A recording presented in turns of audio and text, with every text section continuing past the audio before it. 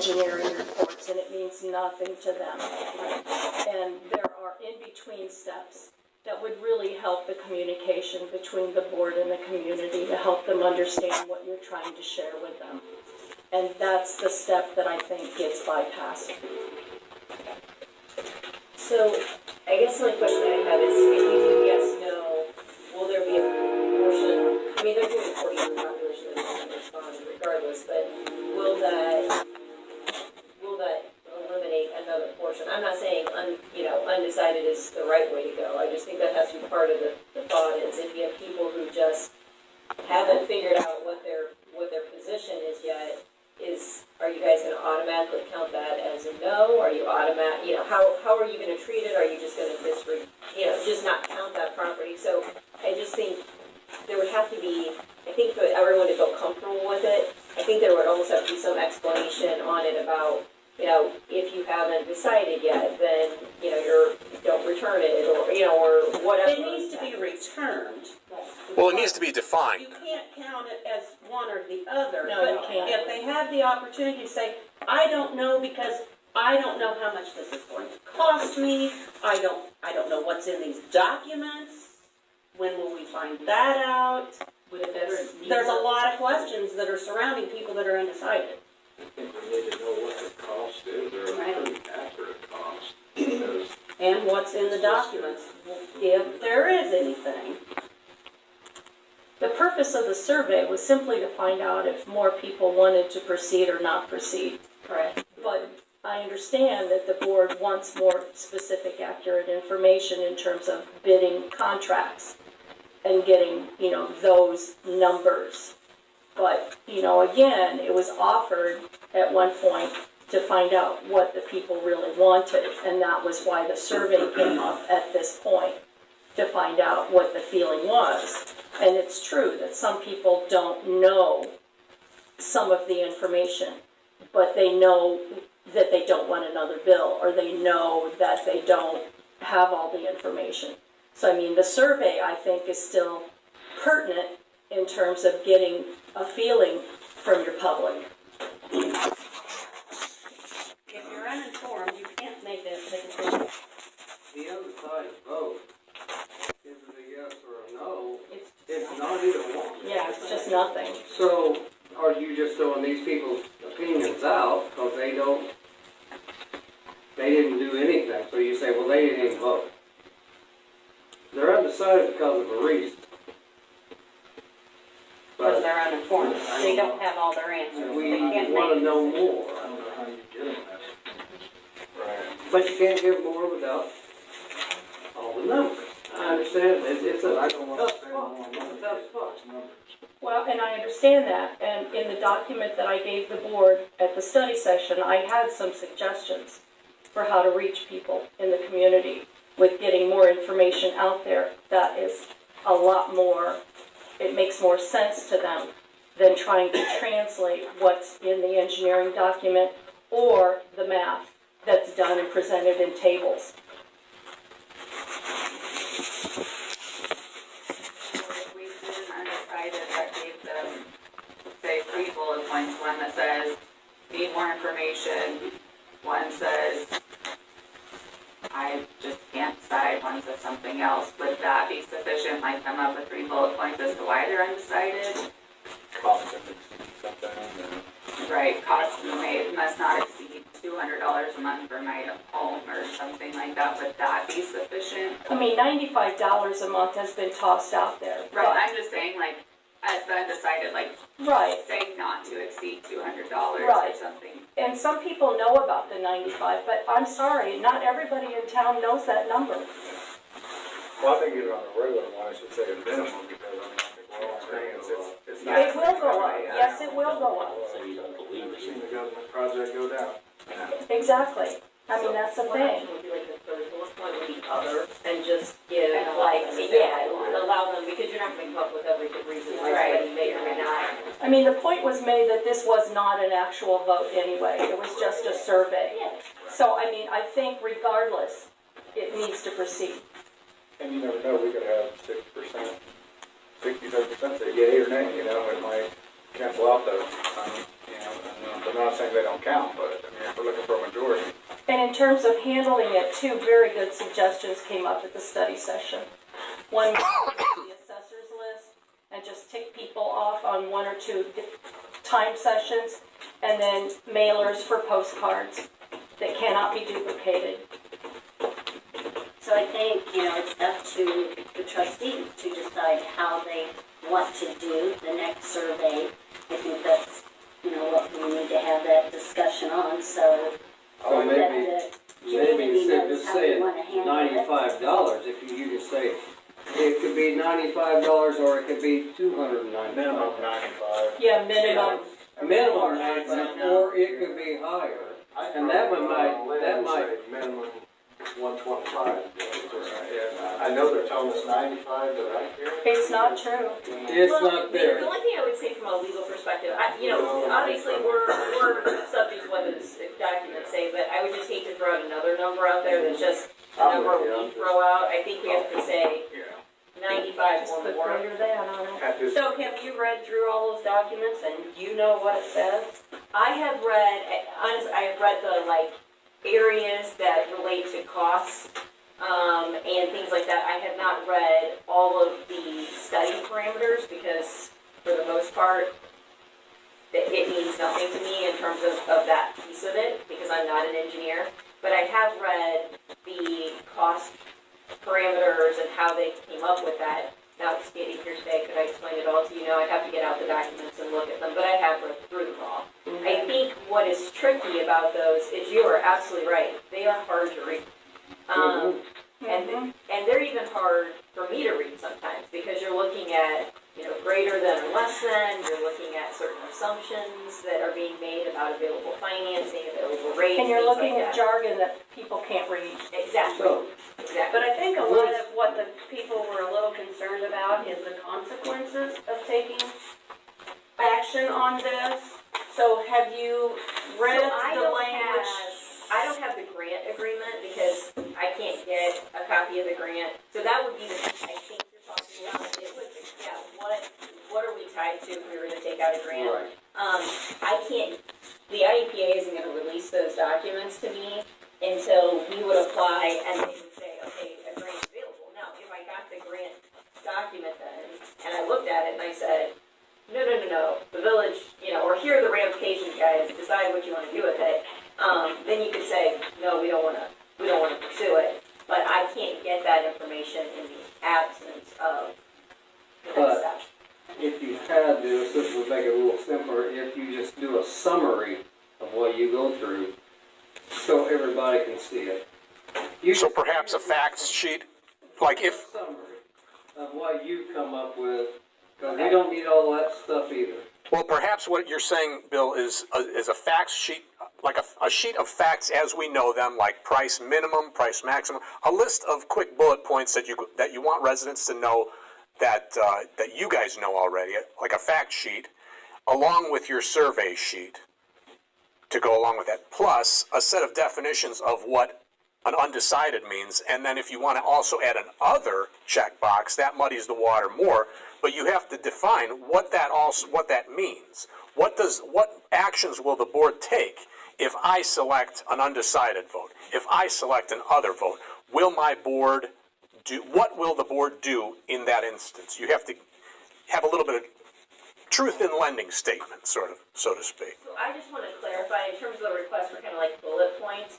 So I assume, which is always dangerous, that means looking at what we've received thus far. So what we actually have, and then kind of reducing that down to, like specific ideas. Like this is the purported cost. This is what we're assuming in terms of grants. So is that what you're looking for, since we can't really say what the grant would actually say in terms of those loan documents? I just want to make sure if we were to prepare that, what exactly. Are you trying to tie the survey with the bullet items? Because then you conflate too much information all at once. Well, it's attached. It would be something separately attached. And I mean, think you have to inform people. That you're giving things to. So It Mary, needs to you're be separate. actually It needs to be in steps. just a simple survey. It needs to be a simple survey followed by those steps. And depending on the result. And the answers that they give you, then you give them the steps. And that's how I'm asking the board how they want to proceed with Right, it. and that's why I was just putting that out there, because if you shove too much information, it's like we're, I mean, it muddles everything. Right. But doesn't that just create another survey after that, though? If you if you set out a survey now, Looking for, Steve. no, hold on a second, Mary. If you just set out a survey now with no bullet points, no information out there as we know, then what if people get the information afterwards and then decide to make another decision? What about that? Wouldn't you rather inform a person before they vote for something rather than inform them afterwards and then have to survey them or have them vote again a second time? Depends on But when there's you not want the gonna be survey. another vote. It's going to be a legitimate survey as to the majority of the people are for it or against it. But there's not If going to be any they're all information for put it, out It doesn't matter. If the majority are for it, it does not matter. without any information put out there. It does not matter. Well, It's what at the this majority point, wants. That here's the sounds- other Then thing, it goes too. on the ballot. And I assume you're gonna do that, and then if it is the majority or not, that's where it goes. Would you buy a car without knowing how many facts about the car? I mean, would you buy a car if you didn't know what equipment it came with? This You wouldn't isn't do a that. Not buying a car, This Steve. isn't a buy, You're- anyway. This is just a survey of opinion. It's just a survey. And Steve, besides you back that, off a little bit. the information will be there. So I think that's a good point. I think there may be kind of a conflation of the idea of vote versus survey. And if the idea from the board's perspective is to get a survey, just generally what are people thinking about this, then depending upon the answers you get, it can guide how you react next, whether that's providing more information, what you all do. Because ultimately, at this phase, the board's going to have to decide the next step. The survey is going to inform how the board decides to proceed, but the board's going to have to make that decision, and then there is a later point at which theoretically the matter can be placed on a ballot. But I think it depends on what the goal is of the survey, how you would approach How you move forward. And The so, survey is just checking the temperature at this point. Right. right. And so, yes, I agree that more So why would you information vote for? is forthcoming, and it will be, and I'm assuming it will be broken down to satisfy people. And it's not something that they're buying at this point, but it's checking before they make a firm decision. Because that time will arise. Their confirmed decision will be on the ballot. That's when they can make their final decision. So again, This is all just I'm leading asking up. how do you want to, because I know that was something that they expect. We talked about that at the last meeting, we would come back at this meeting and the trustees would decide how they wanted to do the survey moving forward. Whether you were mailing out another survey, whether you were having people come, in person and do a survey. How does the board, how does the trustees wish to handle this? The survey that we did in 2021 was very simple. It said village trustees are considering a feasibility study to assess public wastewater treatment sewer system options and would like your input before pursuing. If the public wastewater treatment option were available at a reasonable monthly cost to you, would you like one in your community? Please check your preference. Yes, I want public wastewater treatment sewer system. No, I'm happy with my current septic system. So that was just a very basic one that got us started, and it kind of leaned. There was a majority that wanted more information, thought, let's check this out. But it doesn't say what reasonable, it doesn't. Exactly, and that's say what what reasonable. That's what I'm saying. We would just do a repeat of this. But what unless we're we had asking more for information. here, exactly. It Yes. gives a few more details, a few more facts, Thank you. and gives Yes. people a little more to think about. I agree. So it's kind of, you're merging kind of what Steve said. We're just going to figure out what those bullet points are to give you that information. So the other thing I would point out is someone else after the meeting responded who had had experience with trying to get input from communities about wastewater treatment systems and other things, and they had no opinion on the approach that the village board decides to take. But I think it was a dog in the fight. It was but I think the only thing they mentioned was, if you go out and do the survey door to door, there will be people who are uncomfortable being approached. whether yes or no, because of concerns about neighbors or whatever. So I'm not saying that that should will impact what you do, I'm just throwing it out there. Could we do a little mix of both, or I don't know if we would necessarily do it, but on a people we set out, because if you have more questions, you can do something like we're in the building too, where we can answer at least what we know. If you're undecided, stop by the police station, give it a couple different days of time, and you can vote in person and talk to the. That was something we discussed, and I thought that was a great idea. Yeah, one of the- We should have the paperwork and, show you what, at least what we know. Yeah, that was one of Mary and Ray's suggestions, was just to have a personal, informal Marking session. people off the list. You've got a billboard out there, just say, if you're curious, you want your questions answered as much as we can. We don't have to have donuts and coffee, I'm just saying, just a quick little, well, we can. So we have a Work meeting the first, and then you We used to have a donut shop out here by the gas station. So but if I give a good day where board members sat in here for hours on the day, like I could do earlier in the day. Yeah. I work weekends, but I don't work weekends. I'm just trying to figure out. Right, and then we can like alternate on and off who's running it for the time. And then whoever we don't catch at that point, we can either try to go door to door from there, or we can mail it to them. You never know, you might get some doors by just having people showing up here, there's a lot of legwork. And stamps, so that's a great first step, I think. You get people door here, as much as everybody's built counts in a sense, but the rules. It does. Anytime you can talk to somebody, it's a win. Oh, I think so, I mean, I could do that. Well, I'll get a chance to do that. how will people know though, if it's a property owner that counts, or if it's a property resident? Right, Who- we haven't how- discussed that part yet. Okay, but how is that gonna be communicated to people? Right, we're still just trying to figure out how to collect it. Okay. We're starting from the backwards and going the reverse way. Because that seems to be the easier piece, is how to collect it versus who to collect it from. And then the questions.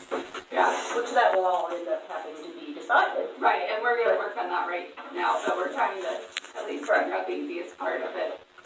So, as far as collecting it, I'm more than fine with sitting in here for however many hours and allow people to come in and talk. I don't know if other board members are okay with that. Rob? Is it one day or? Depends on what it is. Yeah, we have to figure out. Right, we would figure out a day. Right. I would prefer to do a weekday, but I don't know where Yeah, I other can't people do do. Tuesday, but do weekends. Right, we could do a weekday in the evening. Yeah, I could do that. Do you have any preference? No, just whether or not I'm available. So is there a date that you have in mind? How soon you want to? And are you guys thinking one day, or are you thinking you do like some session? Because I wonder if you'll catch some people more easily during the week and some people more easily on the weekend. I think you have multiple weeks, Yeah. 4 different time slots. Yeah. You have 4 time slots. So we have people come in here, we have a list of village residents, we check off names. And then we would still have a list of people who didn't respond. We make a phone call to them if we know their number and say, hey, this is what's going on in the village. We'll find the best way to inform you and get your input on it.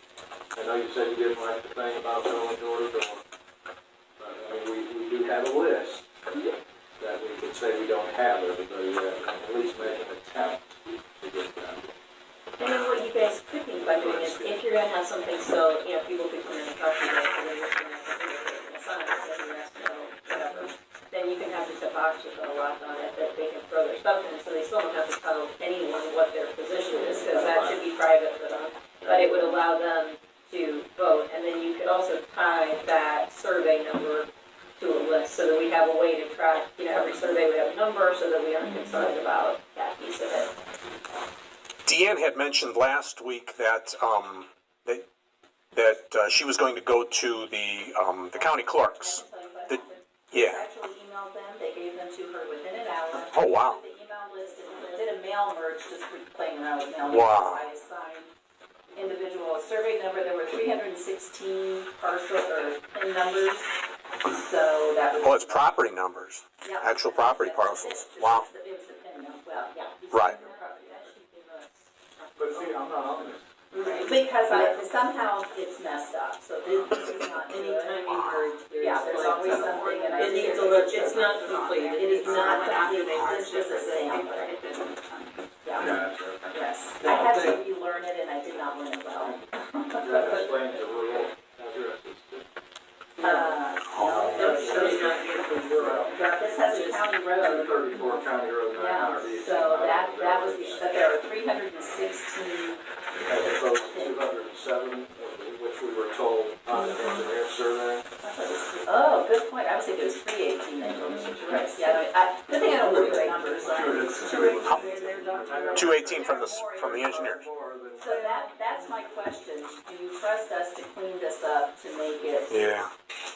So I wonder if it's possible they pulled Minnesota Township rather than the village of Minnesota? No, it was all village. It was all village. Atkins Farm, Oh, Champaign, these Illinois. are the owners. That's Oh. basically Yes, like, yes, that's the city line. So it's giving you property owners, so you could have a PIN number to the property owner that's Oh, getting the yeah. tax bill is Yeah. somewhere else. Okay, so Say, then- I got the yeah. first page, he lives in Wisconsin. Right, so they're just giving But you the house property is- owners. the parcel number, not the- And they are within the village. Yeah, that makes sense. Or I mean, Not the that. property. The PIN number will be with it, Yeah, yeah. yeah, the PIN number. So then there's a curiosity, is how would we find out what that address correlates with? So, I mean, it's in the list. It's in the list, I just. Oh, it's wanted that to- you guys have, okay. This isn't all the information that's in that list. And if you are really important one day, you could go to the King County Property Assessor's website, and you can put in every PIN number and it would bring up the person who, the address for that. I actually wanted to take time and actually put the PIN numbers on the map, and I thought, I'm not gonna live long enough to do that. Well, you can also go to Champaign County GIS and you can actually, I mean, you can do all kinds of That's stuff where with I that. You said, can yeah. have it show you just the village corporate limits and all So that I've stuff. called the assessor's office before and asked for just people that pay into the sodium fire district, and they're able to do that. But now, Shouldn't you be able to ask for just people that pay an assessment to the village of Cassup? Which theoretically is That's what what it that's is. what this is. So it is weird that there are 316. Yes. And things like Eisminger's Quonset, explain that kind of stuff. Yeah, and the ones that don't have Exactly. phones, maybe. Yeah. Yeah, it's gonna be every PIN, so whether, regardless of what's on that Well, PIN. like, Glenn had 2 pins. Right. Many properties there do. Yeah, because they were double lots, 9 to 1. Oh. So then that goes back to the original question, landowner versus. Well, also developed property versus undeveloped. Like Glenn had two parcels. He had 2 parcels, but one was obviously an undevelopable property.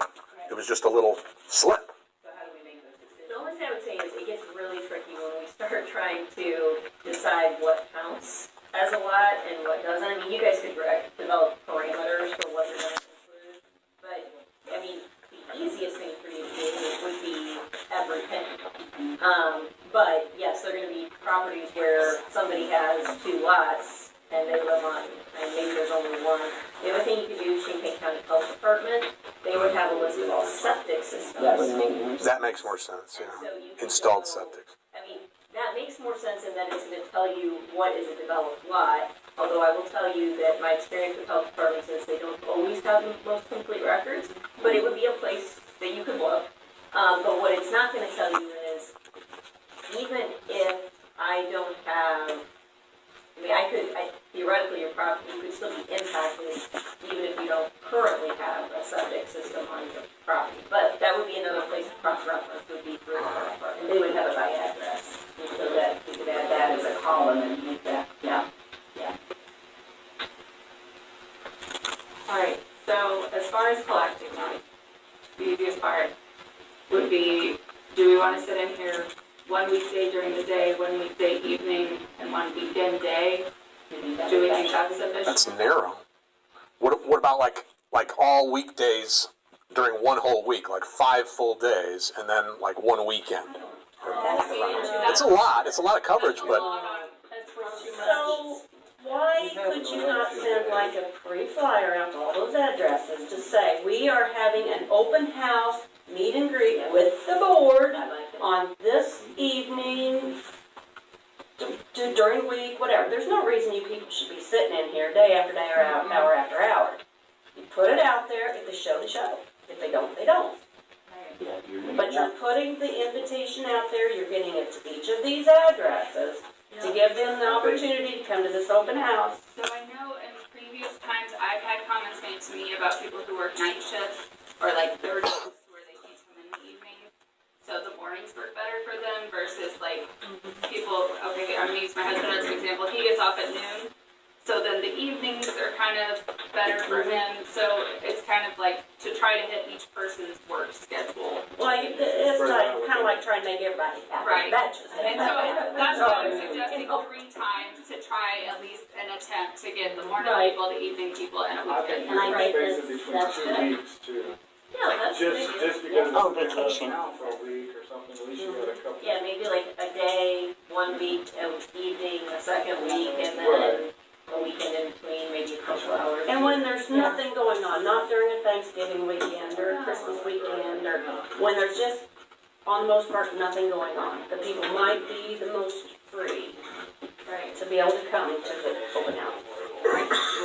Rob had a good point too, trying to call some people. You're gonna have a lot of people who really ain't gonna be into it at all. You can call them 3 or 4 times and they're not gonna do that. So you gotta have a time here too where you decide, we've tried 2, 3, twice, they haven't responded, and so we just have to cut them off.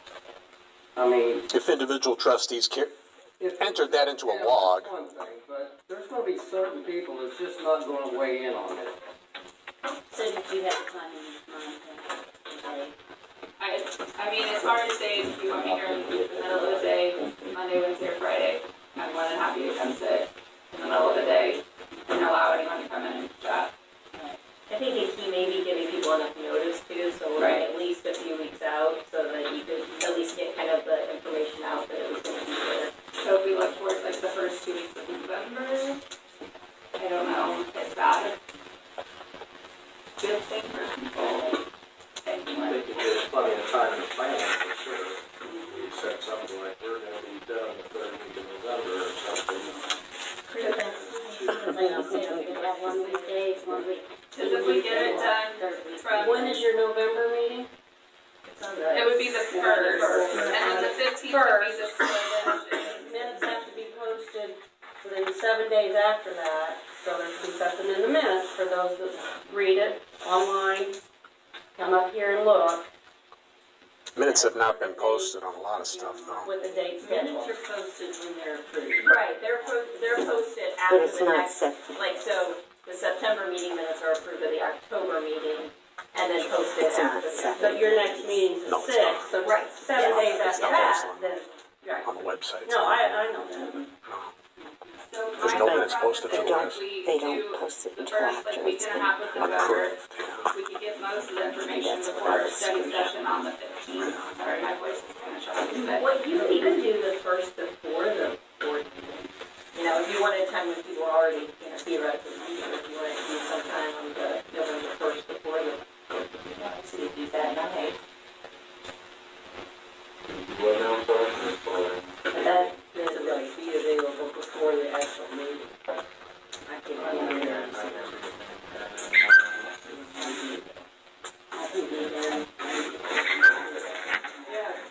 But what I'm getting at is just like have all the information done before our study session in November.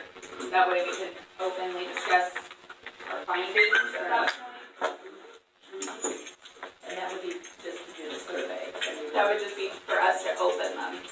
That's my suggestion. The survey would be done. The survey would be done before the 15th. Yes. Yeah, it would give us time to print flyers, get them out, do the survey, have the open time. So, we have to study session, Right. we have time to get things done prior to the study session, like, I'm talking about 15th of November though. That study session. Study sessions. So what your question is, will we have time to get the survey prepared so that and outline the next study session? 15. No, the meeting's the first study session. That's 2 weeks and that,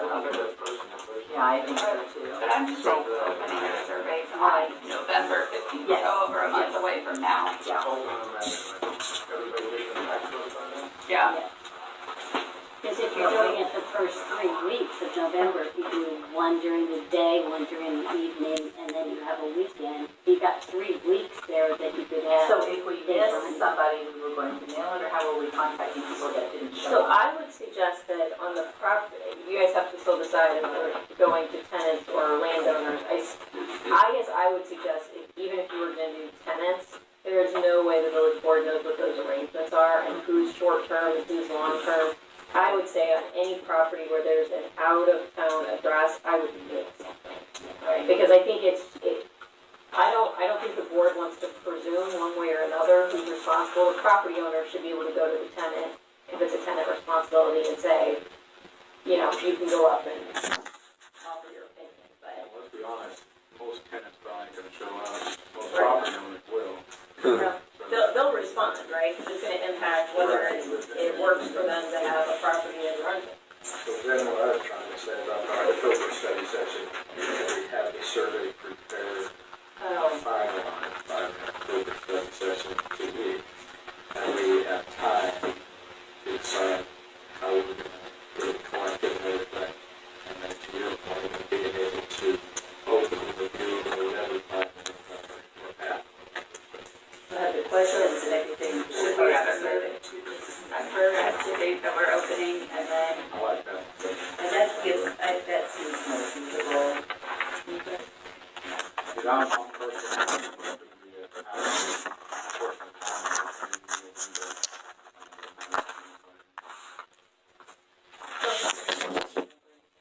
Oh, yeah, that's right, I would too. Right. So our study session is the 20th of December, is that what you have? December. But it doesn't have to go to December study session, it It could goes go December to 6th. Right. Yes. Are you gonna have anything in there, or how much it's gonna cost the landowner? Right, so far, we're just trying to figure out when to collect them and when we need to be present here, because we're just doing the collection part first before we get to what we're gonna ask and that kind of stuff. But if you want cost, we would have to go with what's currently in the study, right? Right. As a generalization. Right. Yeah. And I think what the board would want to do is make it very clear that that is, you know, an engineering derived number. We can't say with certainty what that number is ultimately going to be, but that's what the engineers have derived. The other thing that within that whole study says it gives the extreme, but we also know we would never do that at that extreme, because the lower number is assuming we get a grant and the loan forgiveness and everything. So I think the important part to realize, not that you couldn't have inflation, obviously, once the Right. system was in, but my understanding is that if it gets above that point, it is no longer feasible. Exactly. So it assumes that, you know, that number assumes we get the grant money, we get the forgiveness on the loan, all those things. And if the village wouldn't qualify for that, the system is no longer feasible, it's no longer, so that would be contrary, you know, the feasibility study said anything in excess of X is not feasible. But without question, you could have something coming in at, you know, $95, and you're gonna have some movement in your costs. I mean, there's gonna be a little bit of change, and there's gonna be over time, there's, you know, the system may need repairs and things like that, so. I think back to Council Mary's saying, you don't want to Right. complicate it too, you know, I mean. Well, the problem is it's just complicated. Yes, it is. But you can break it down a little bit. But I think that's when you say, you know, you come in and speak to, you know, we think everything, oh, on these dates. What if, it depends on what you think the board wants to do, but what if your survey just said, based upon the information you know to date about the proposed system, would you be in favor of proceeding or not? Or you would decide, Yes. the only reason I'm saying that is, if there are people who, it's gonna be hard to bring everybody up to the same level of understanding, right? Like, you're not gonna have that, so you're either gonna inundate people with facts, which may be hard to take in and then make a decision, or you're really saying, well, this is a snapshot in time. Based on what you know today,